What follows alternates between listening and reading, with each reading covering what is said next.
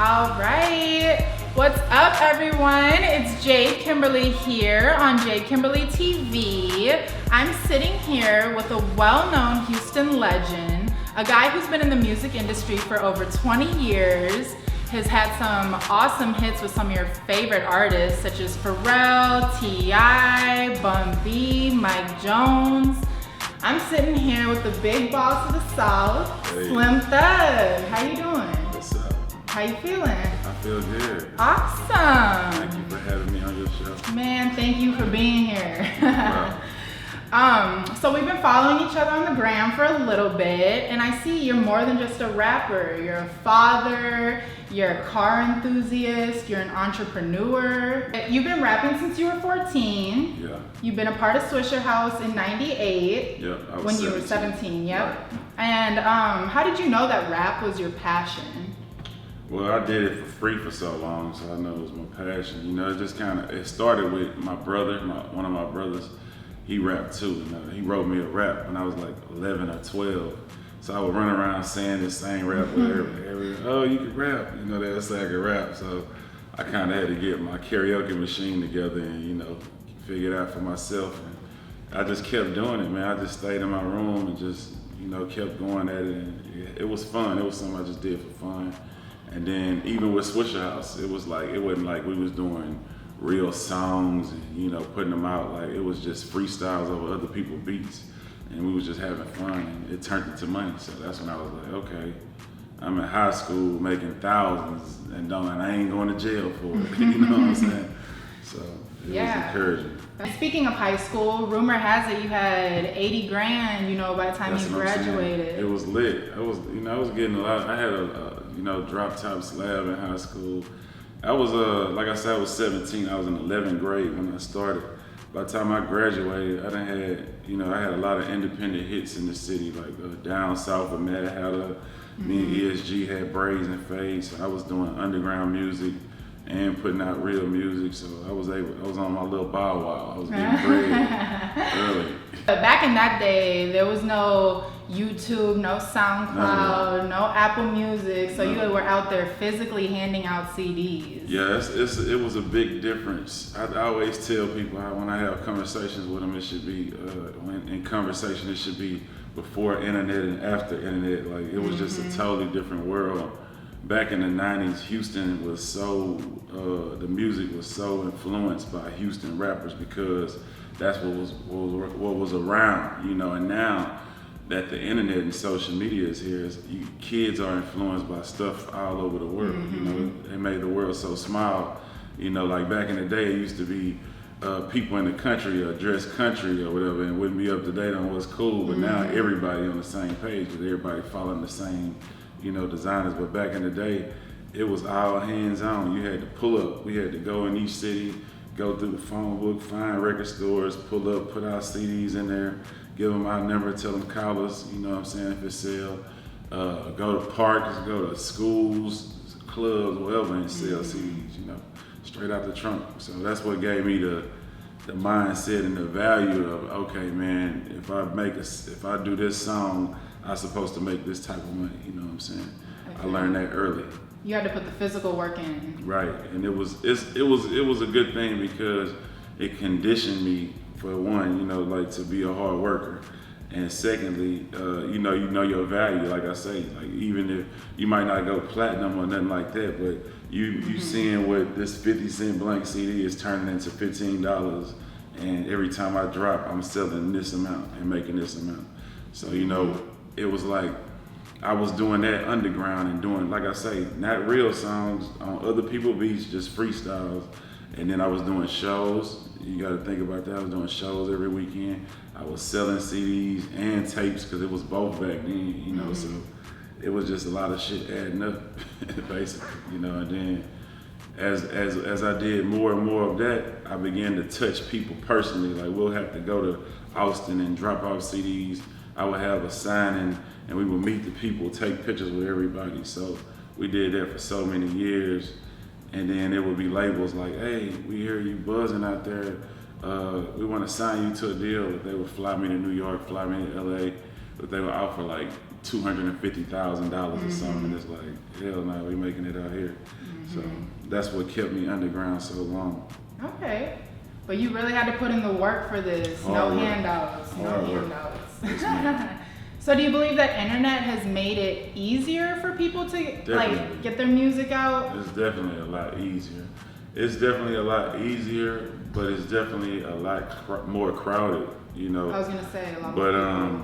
think about this, like for every time we had to, like I say, if I wanted to send a CD to Connecticut, I had to send that CD to Connecticut. You know, I had to make the CD and send it to Connecticut. Now you don't even have to press up a CD or a tape. You just put it out online, and anybody in the whole world has access to it. But back in the day, in order to sell in Egypt, you had to mail the CD to Egypt. You know, so it's definitely a lot easier now with the internet. Yeah, that's definitely a big change. Right. As opposed to Houston, Atlanta seems to have an increased rate of up and coming artists each Right. year. Why do you believe that the same thing's not happening in Houston, which happens to be the 4th largest city in the US? Yeah, it's a lot of reasons. It's because Atlanta is like the Motown, the mecca of hip hop. Like, you know, like it's where all the rappers go and make music. You know, like all of the rappers with record deals and such, they all go to Atlanta because it's a whole bunch of studios in Atlanta. It's just conditioned to make music out there. You know, a lot of producers live in Atlanta. You know, major producers or whatever. In Houston, we not built like that. Like we have our own, you know, independent labels and stuff like that, but we not like a lot of major labels are in Atlanta, like Atlantics, the Def Jams have offices out there. They don't have those offices out here, so you know, we just don't have the access to the major labels who's spending all the money, you know, to pay for those studio sessions, to make those songs with big producers and such, you know what I'm saying? Like, we don't have that real system out here. That's what that's what it'll take. A lot of us out here don't have record deals. Like a lot of youngsters be like, oh, Gucci Mane be putting these dudes on and doing this and doing that. Gucci Mane is signed to a record label to where he ain't spending his money out of his pocket. He just, he blowing up, let me get a contract with him. Let me put him on 1017 and then put him with this record label, and they put their budget behind it, and then the artist is blown up. Like, So that's the difference between putting your own money that's into the difference. it as Yeah. opposed to Gucci Mane record. ain't coming out his pocket to Yeah. sign these artists. These labels is, you know, bagging them up and putting the money behind it. I don't have nobody bagging me up. Every dollar I spend is out of my own pocket, so I can't afford to, you know, do what they do. Yeah, and people don't think about it like that either. Exactly. It's just, you know, it's just like, you know, a lot of people just don't understand how the music game works. And then, you know, it's a lot of people, man, just watching. They just, you know, a lot of people want to be rappers. They feel like, you know, because I've been in the game a long time, I'm in the way or something like that. You know, it just be a lot of frustration with trying to figure it out, man, and why it ain't working for me, or, you know, how can I blow up? So, you know, it'd be a lot of that. But at the end of the day, I was probably the same way when I was younger. I feel you on that. But at the same time, though, I always did respect the OGs, and I never felt like, you know, anybody needed to get out of my way. I felt like I was gonna create my own lane, and I'm gonna do me, and it don't matter who else doing whatever they do. I'm gonna be able to still stand up and on my own too and do my own. You know, I never was looking for handouts. I'm not that type. Like, I never asked nobody for help with nothing. Like, I'm just that type of person who want to say he did it himself. You know, like, want to be able to say I'm self-made and I didn't need nobody to put no money behind me. I put my own money behind me.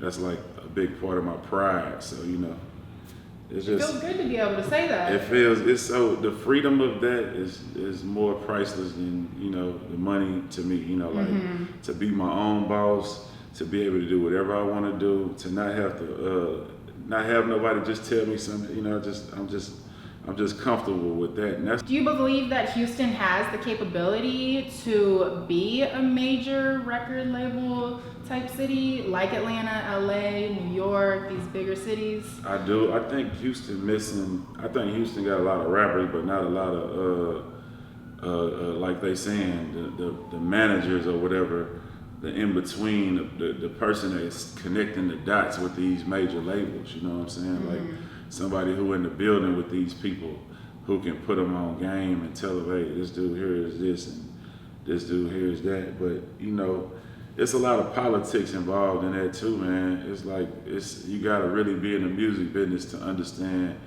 and the Houston music business to understand. You know, it's a lot of politics in this. But my advice to everybody, all these young artists, man, in Houston, keep working.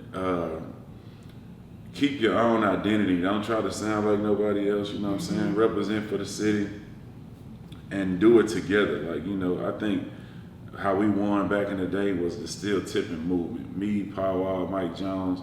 It wasn't just one of us. It was all of us. And Chameleonaire, and then, you know, every little flip. It was a lot of Houston rappers, you know, at the same time, you know, coming together, working together. So it looked better, you know. You can get that slot in MTV if it ain't just one artist. If it's 2, 3 major artists, you know, it make more sense. And that's what's happening in Atlanta too, that we don't do enough of. Like in Atlanta, it's a lot of working together. You know, it's a system. These DJs are really back in the city. Like, you know, a lot of Atlanta DJs got the pride of, man, this dude from Atlanta, let me break him first. You know, a lot of Houston DJs be on some, you ain't paying me, I ain't playing you. You know what I'm saying? Like, it's really it's a different, you see it on Instagram, it be DJs like, man, you ain't paying me, I don't care who you ain't playing it. You know, so it's like, it's just a different system out there. They look for it. On radio, it's very supportive of the Atlanta new records, you know what I'm saying? In Houston, they are too, but at the same time, it's a lot of disconnects, you know, so it take a little of all that to be successful. You gotta have the radio behind you, you gotta have the club DJs behind you, you gotta have everybody behind you for it to look good and look like a movement, you know what I'm saying? And without that, it's gonna be confusion, and some people gonna make it and some people ain't. The strong gonna survive and the weak gonna, you know, whine. So So interdependence is key, working with other people. Definitely working with other people. You know, like I say, we need a connector. We need somebody who can, you know, if you're a new artist, you might do need a major label. I don't think so, but you might want a major label. It might be easier for you to, because if you with a major label, they're gonna help you get followers. They're gonna give you, the song is done with the chorus on it already, with the hot producer they already signed who just made the last hit. You know, so it's cruise control. Here go the new hit. All you gotta do is do your verse. You know, a lot of times with major labels, that's how it works. Major labels have all the hot producers who make all the hits signed already, who trying to get out publishing deals, who already got a hit waiting for you as soon as you sign, and then you just gotta rap to it. When you out here, you rapping with artists who probably never had a hit. I mean, producers who probably never made a hit in their life.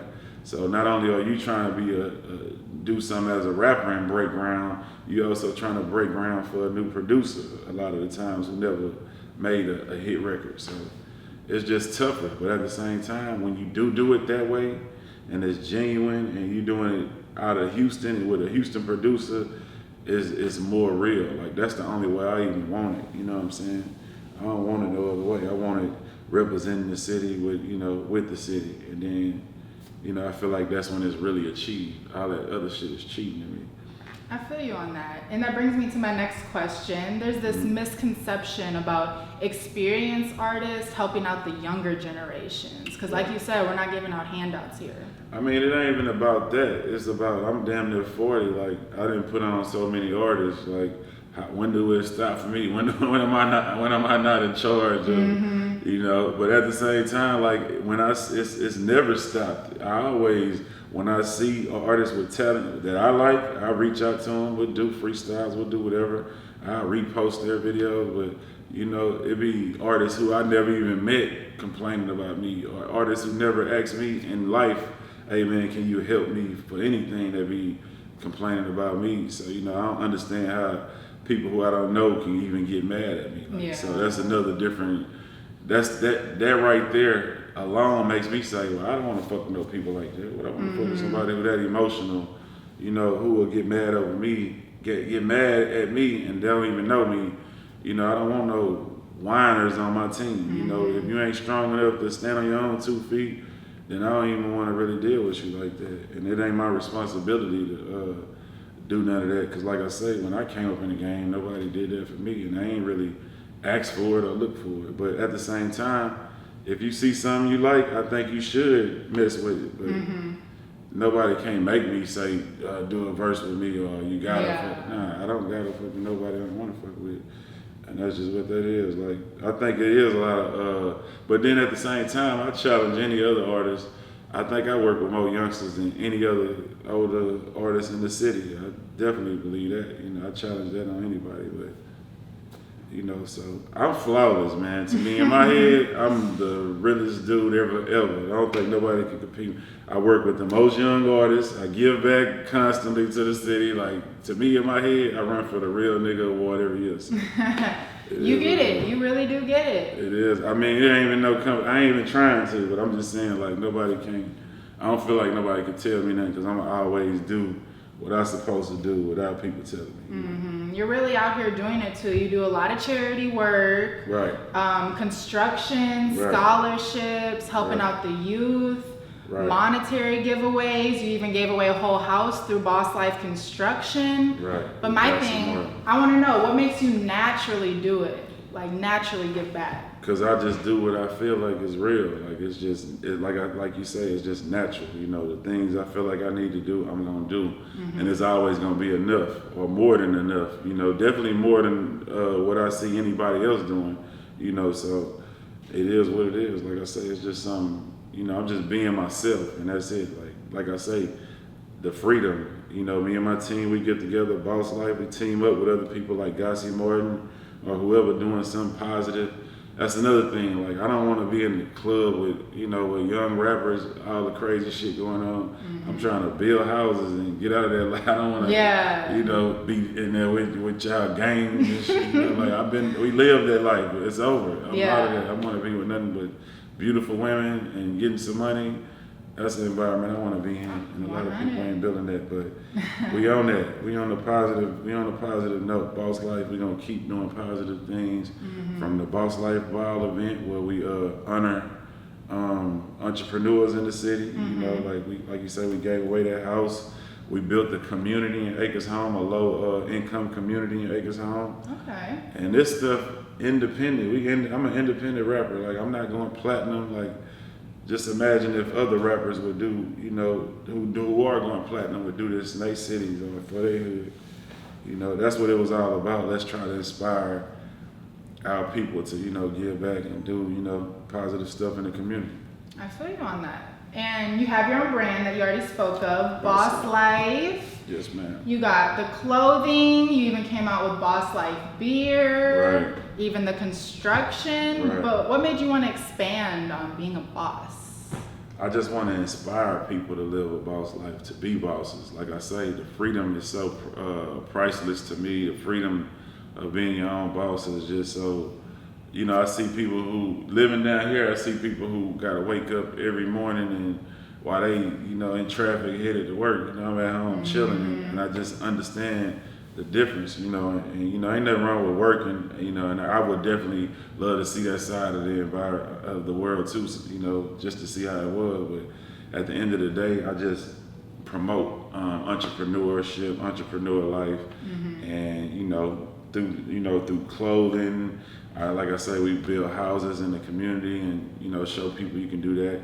I didn't go to college. I graduated from high school, but you know, it just take common sense to do so much in the world. And I just want to inspire people, you know, and show them that we can have your own beer, build houses, do whatever you want to do.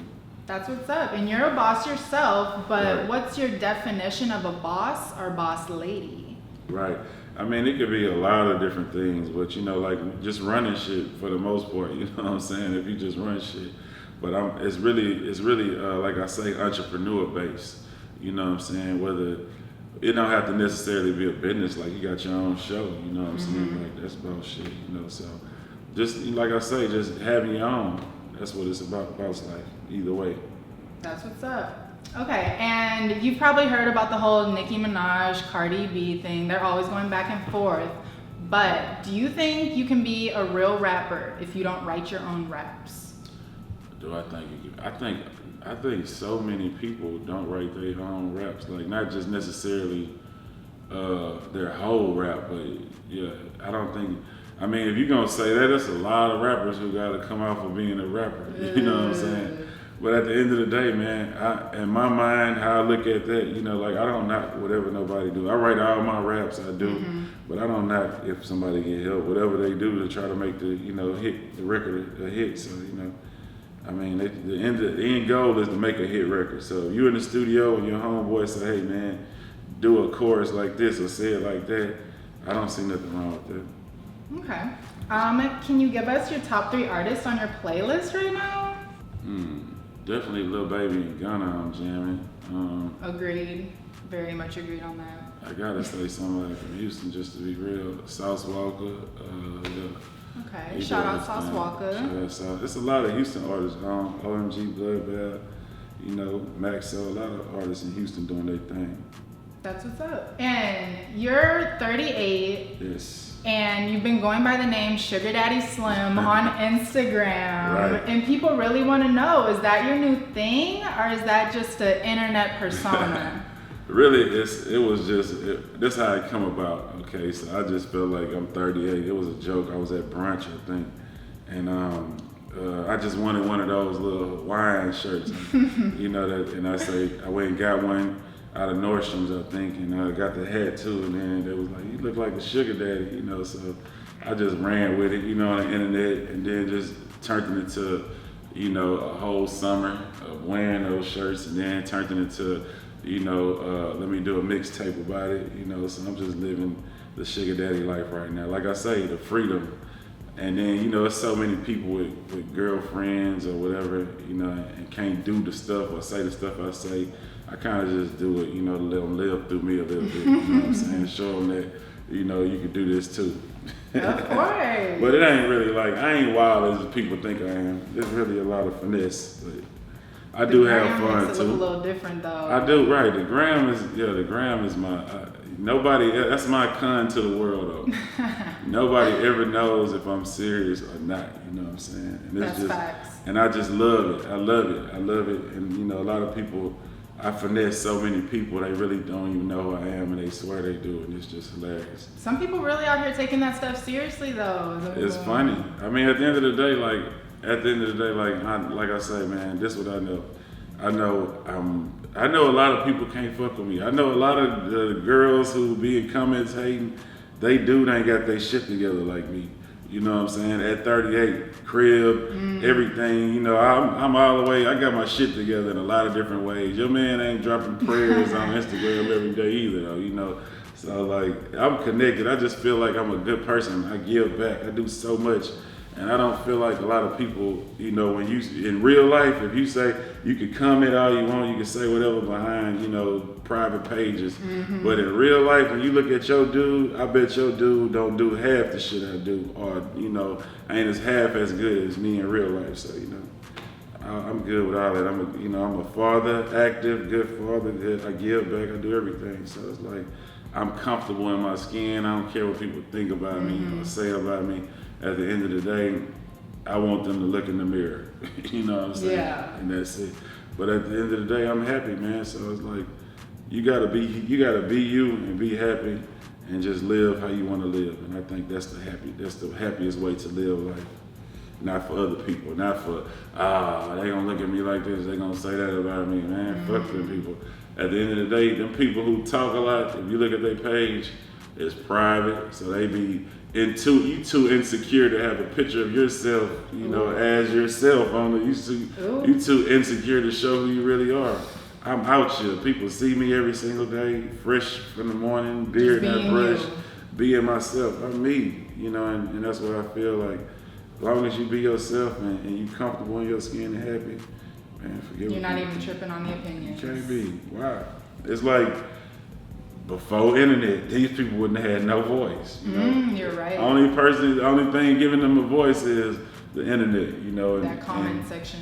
And at the end of the day, the comment section, I love it. I'm entertained by it. I laugh at the stuff they say about me, you know. it's funny to me, but at the end of the day, I just say, I bet if you look in the mirror, you ain't fucking with me, and that's it. There be people on their air mattress at home saying, he feel like he broke.